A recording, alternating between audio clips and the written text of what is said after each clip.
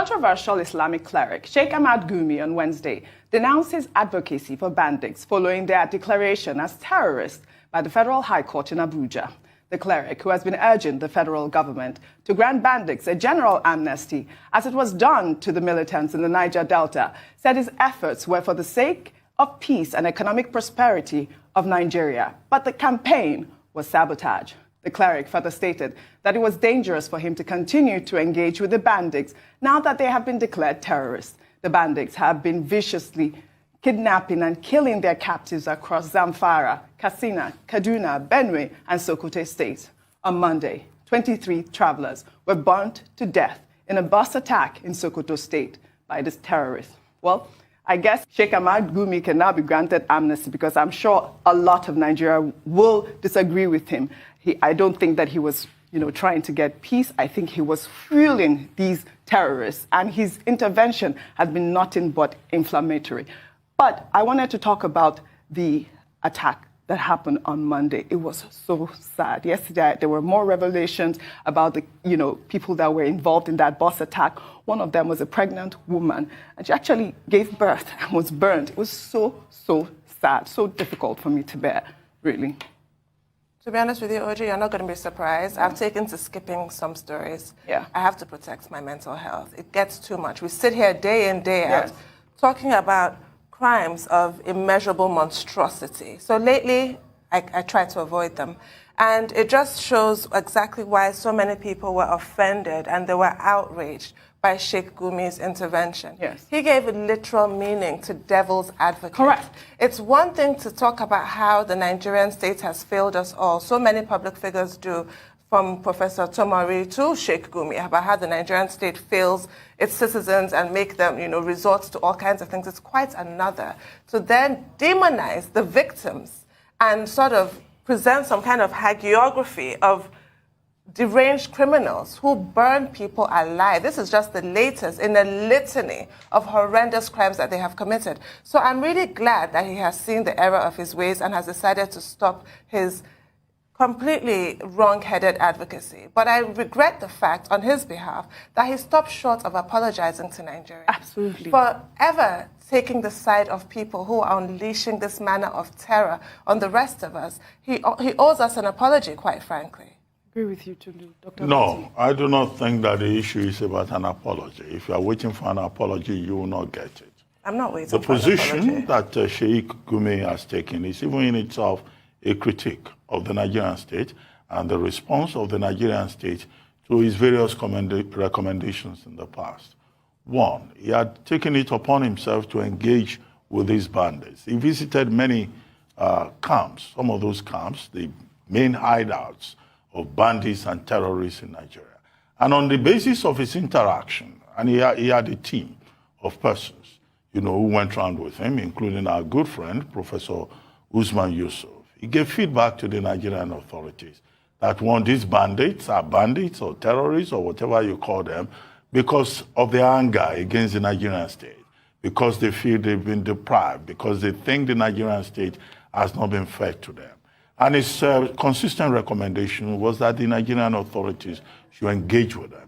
He likened them, those bandits that he engaged with, to Niger Delta militants, and he asked for amnesty for them. On all of these scores, many Nigerians disagreed with him because they thought that he was comparing apples and oranges. Yes. And of course, somewhere down the line, there was also some indication that the Nigerian government had invited him for questioning, but he denied that. It did not happen. On many occasions, we had said perhaps the Nigerian government should engage him, listen to him, if there's anything useful in whatever he was saying. Now, the position of the Nigerian, a significant majority, is that, look, these are not just bandits. They are terrorists.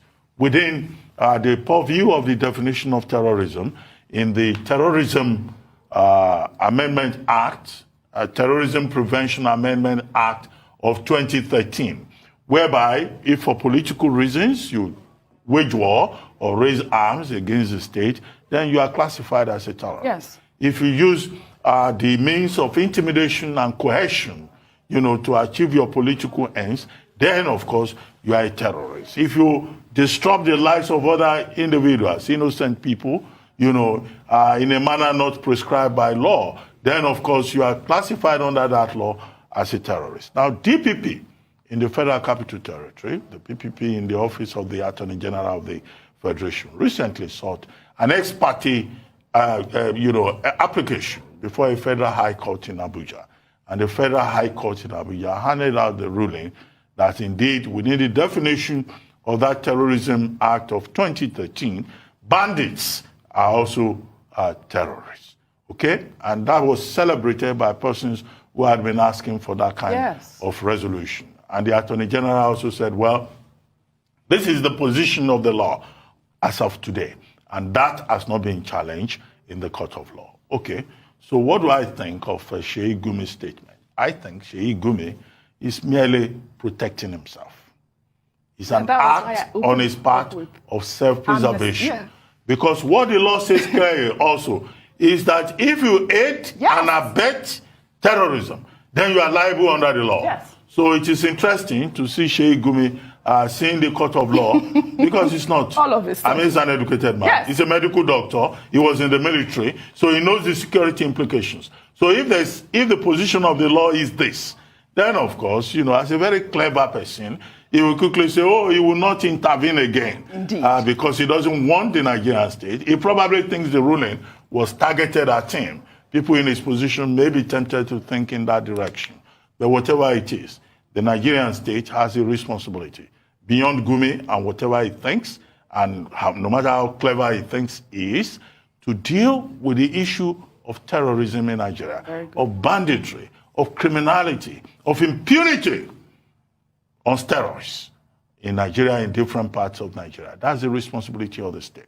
So Gumi may be a stakeholder who is making a contribution. The bigger responsibility lies with the Nigerian state to make sure that every one of us living in this territory, whether we are foreigners or we are citizens, whether we carry the Nigerian passport or not, that the Nigerian state, on behalf of all of us, exercises the international mandate that the state has a responsibility to protect everyone within its territory. That's the mandate for the Nigerian government. Very well said, Dr. Abati. Rufai, your analysis on this. We will never forget the rhetorics of Sheikh Gumi when he said, don't call them terrorists, don't call them bandits. We will never forget that. So any attempt to exonerate himself now is too late already. We'll never forget how he stoked the embers of fear across board. We'll never forget how he was the go-to negotiator to bring back people that were kidnapped. We'll never forget all this he did. How he went into the bush, he had conversations with them, and how this continued. We'll never forget how he compared these bandits, these killers, these terrorists, to Niger Delta militants that we all know what they were fighting for then. And once amnesty was given, they stopped whatever fight they had and they made peace. We saw the oil spill in Nembe. We saw the effect on people. That's what those people were fighting for. These were criminals that were supported by a certain man that was once a captain in the Nigerian army. We will never forget how this same Sheikh Gumi tried to sow discord in the Nigerian army. We remember the case of Christian and Muslim soldiers. So what is he saying now? Do they think we forget so much in this country? No, we don't have amnesia. Anybody that has been found to be part of this must face the full wrath of the law. We'll never forget that he aided and abetted and emboldened these terrorists. Let's not forget that. We'll never forget. He came here on a rise. And I remember we put a question to him then. Then where does your allegiance lie? Yes, you did ask that question. We put a question to him. Then where does your allegiance lie? If you support these people, it still goes back to the fact that, you see, when we can't tell ourselves the truth in a country, when we all deceive ourselves and we can't collectively call out evil, and like I said yesterday, like President Eisenhower said, when we live in a country where people value privilege over purpose, we can't see evil and call it out collectively, but because it slants and favors our side, then we have lost it. The man in us died.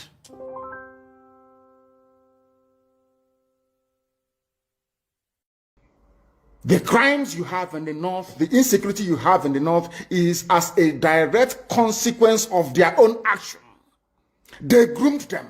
Al-Qaeda in the Maghreb, ISIS in West Africa, Boko Haram, Fulani headsmen, bandits, all of them. Who brought them to Nigeria? It's Fulani.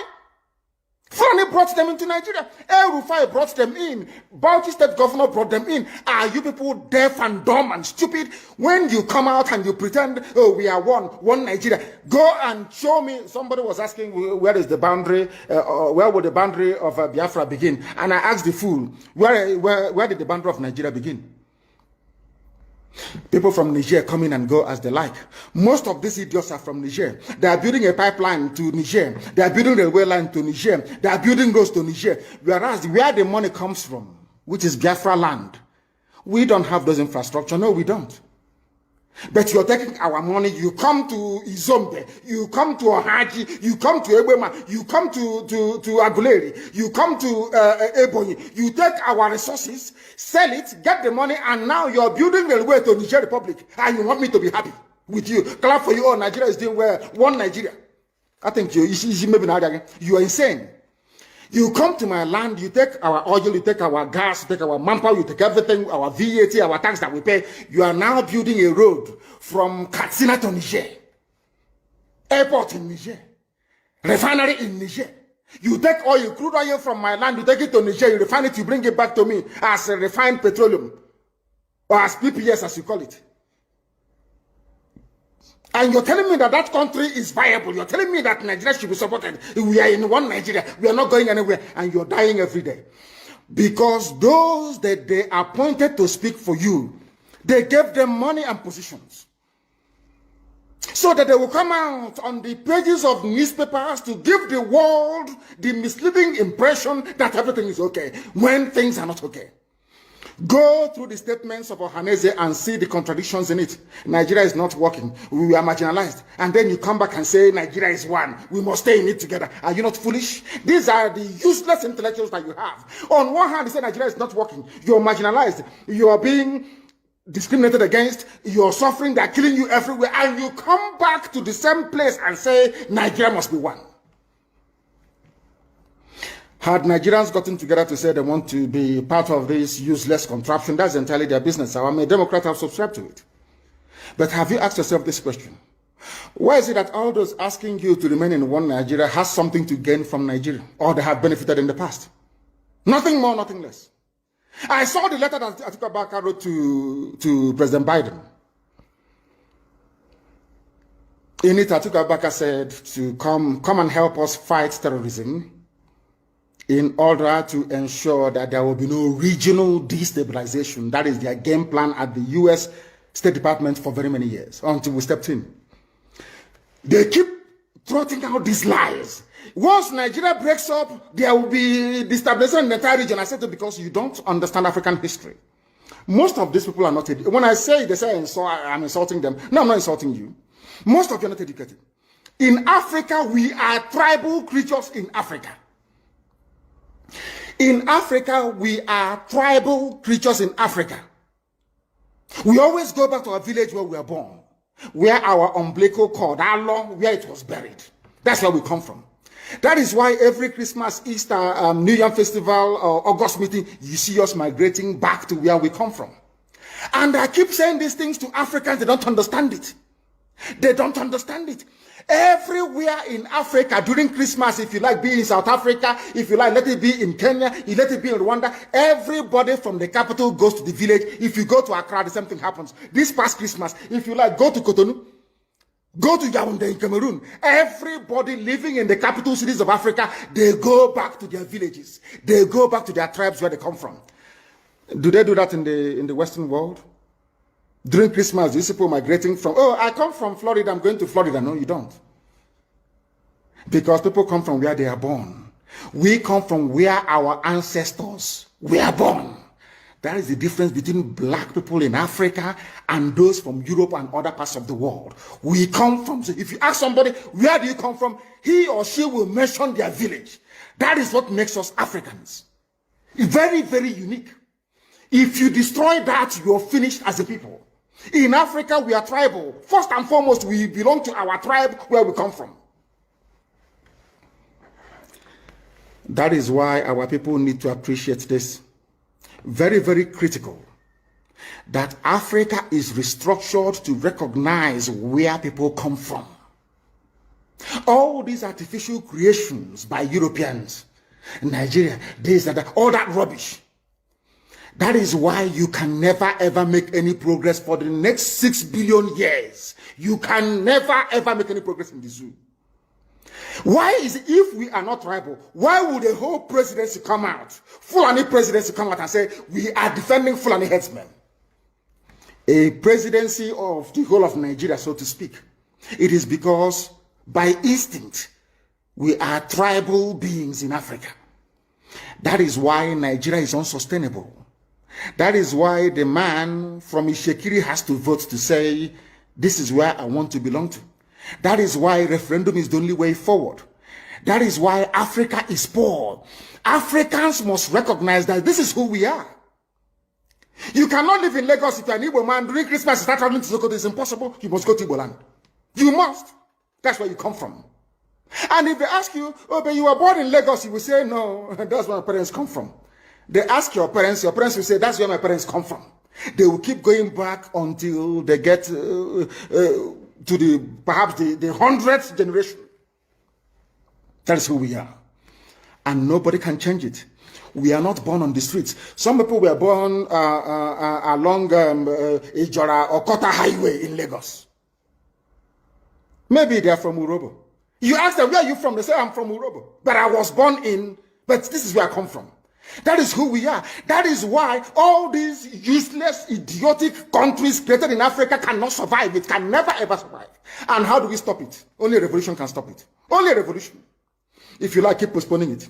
If you like, keep putting it off forever and ever. Only a revolution can solve this very problem, because under a revolution, the powers that be, those that be making your life a misery, will be overthrown. Nobody will say it's a coup anymore.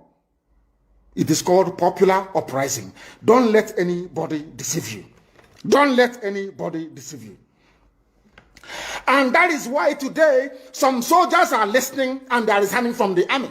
How can you be a soldier in the Nigerian army and your village is being occupied by Fulani headsmen? Imagine those from Oyo or Ondo serving in the Nigerian army. These are my Yoruba brothers who are serving in the Nigerian army.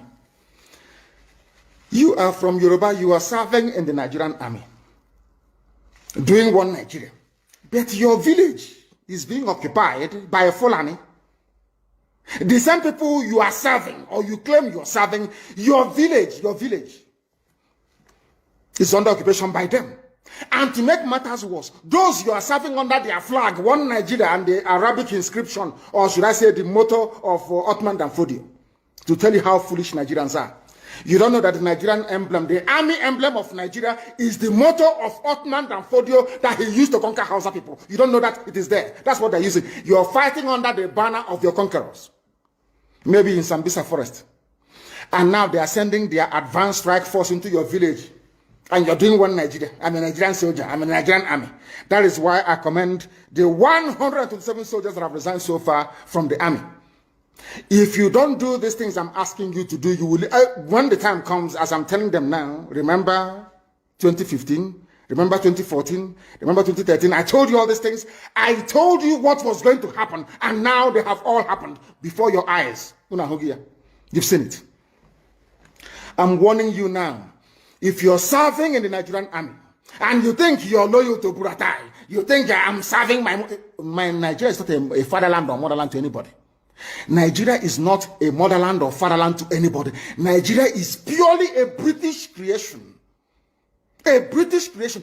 Because if Nigeria was to be a nation or country, there is no way those that call themselves the presidency Asoro can come out to support illegality in Ondo State. Because they know they are doing it for that. Why do you think they want to avenge and revenge for Sir Ahmadu Bello? Why? They knew that Ahmadu Bello and his people, so to speak, were fighting for them. They understood that. At the time, the Hausa people thought that the Fulani was fighting for them, but today it's very clear. I asked you a simple question when I began. Are you hearing Hausa Fulani anymore? No, it's only Fulani, because they have taken over the entire corner. That is one thing you need to understand. People must begin to appreciate this. If you are in the Nigerian army and you're serving the Nigerian army, you are only paving the way for the conquest of your village, the rape of your daughters, and the abduction of your mothers. I'm telling you this. You are in the Nigerian army, yes. But what the Fulanis have got in store for you is to overwhelm and to conquer you. I feel sorry for those of you who are so foolish that they cannot reason very well.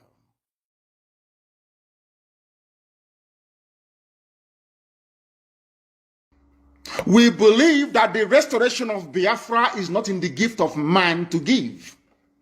No single man can ever give you Biafra. It's impossible. Biafra is the gift of the Most High Elohim to give.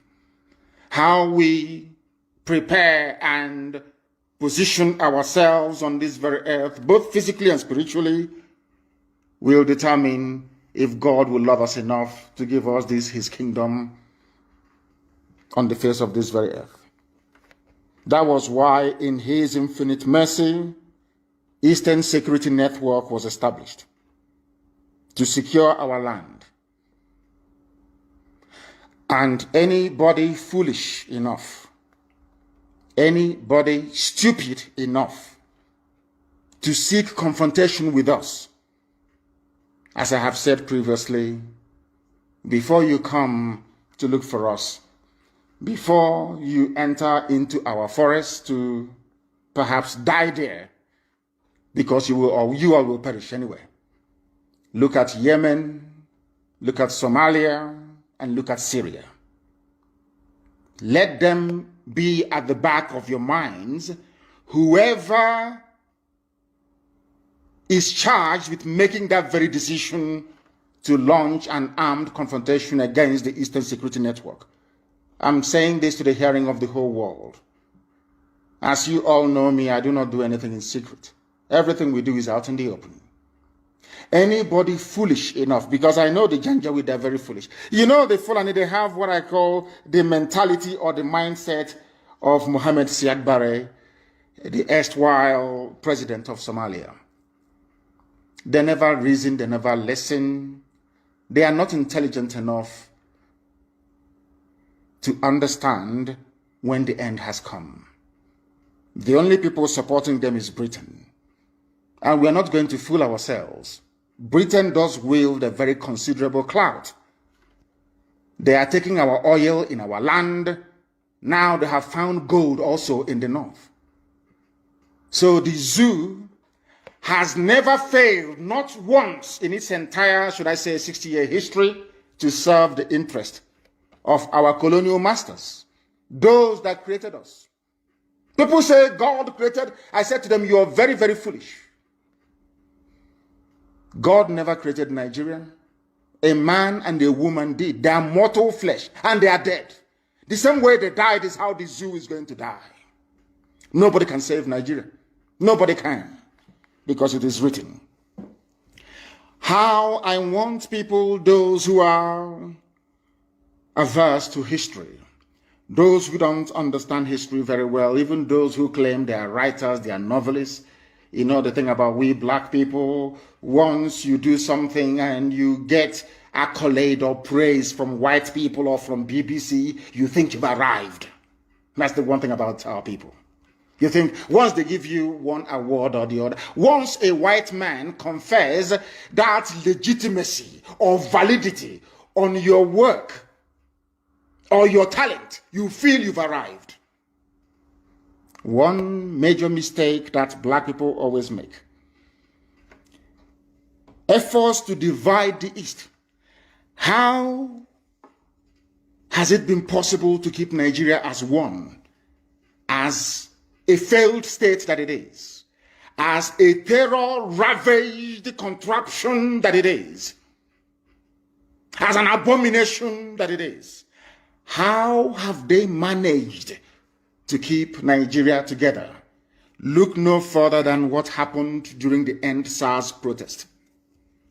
When I preach all the time and I say to black people that your mental weakness, your inability to reason properly is why you are suffering, they say it's an insult. No, it is not.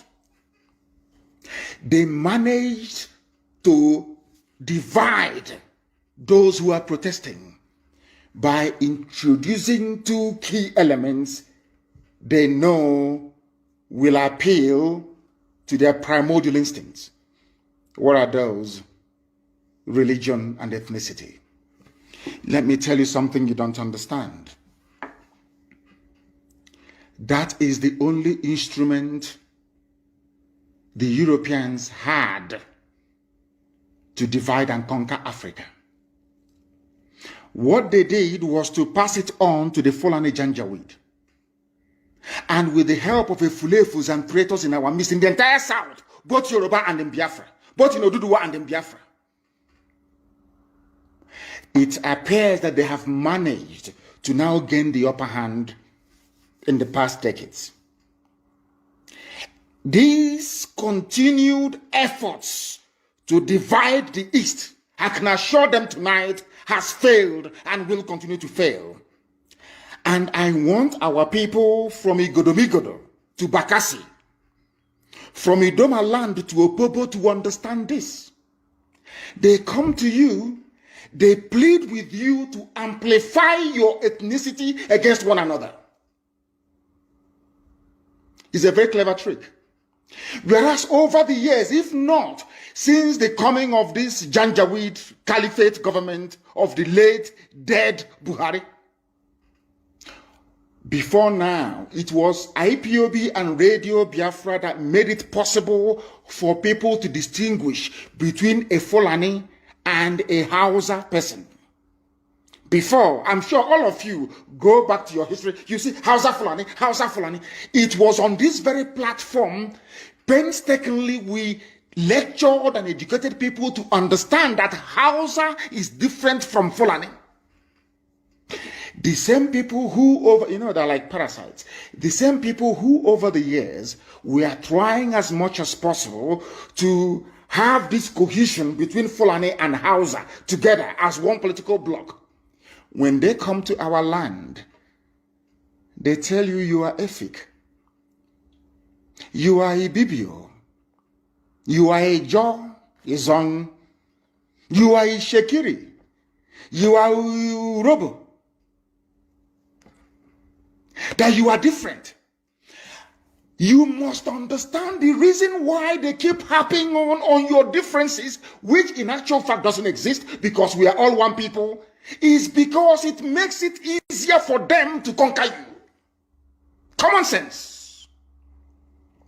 They know that if you go to Migodo, Edo State, of course you do. They know that if they come together with his Shekiri, with Urobo, with his Zon, with Igbo, with Idoma, with Igala, with Ibanke, everybody, when I say Igbo, I mean Ibanke as well. They know it becomes impossible to penetrate. We become free people. For them to succeed is a very clever ploy, which unfortunately Yoruba media is in support of. And I have warned them repeatedly. I have warned my Yoruba brethren repeatedly that this double game you are playing will consume you. And today they are in Yoruba land killing and taking over their forests. If not for the bravery of Eastern Security Network, I do not think for once that Amotekun would have had the balls, or should I say the courage, to confront Fulani headsmen in their forests. Understand this very cleverly. What they do is very simple. They come to your land as they have done with Hope Uzodinma in Imo State. As we understand they have done with George Obiozo this evening. They plant your leaders for you. Your leaders who cannot rise up to challenge their hegemony. That is where I give Yoruba land some credence, or should I say some credit. Because they have not allowed themselves to become as divided and damaged as the East is. Can you imagine for 1 second? I ask you to ponder this for a second. A Fulani governor is interested in relocating all Fulanis across the Sahel into Nigeria, so that the Fulanis can have a country they can call their own home. In the East, there is a governor, despite being an Igbo man, speaking Igbo, raised as in Igbo setting, is saying he's not Igbo. I just want, for one, I don't know how to explain this so that people can understand it. I just want for 1 second for people to sit down and ponder this. It's a very simple, it's not a conundrum, it's very easy to untangle. The person telling you that you are from Niger Delta, the person telling you to accentuate your ethnicity or your tribe, as the case may be, the person telling you that you are not related to an Igbo man, the person telling you that you are not Biafra, the person telling you that Efik is different from even Ibibio is different from Anang, the same man telling you this is bringing his brothers and sisters from Senegambia, from Mali, from Niger, as Fulani headsmen, as bandits, as terrorists, to come into our country, into our space, to take it over. You, his counterpart in the East, you are doing your level best to make sure you divide your own people. And when you go to some of these people, they will tell you that divided we fall, united we stand. And that was a very clever thing they did. And that was how they managed to divide us, weakening us and making it easier for them to plant Hope Uzodinma without election as Imo State governor, and now to plant George Obiozor as Ohaneze president. I'll get to that later on. Britain knew that the light of Africa will come from the land of Biafra. They all know it all over the world.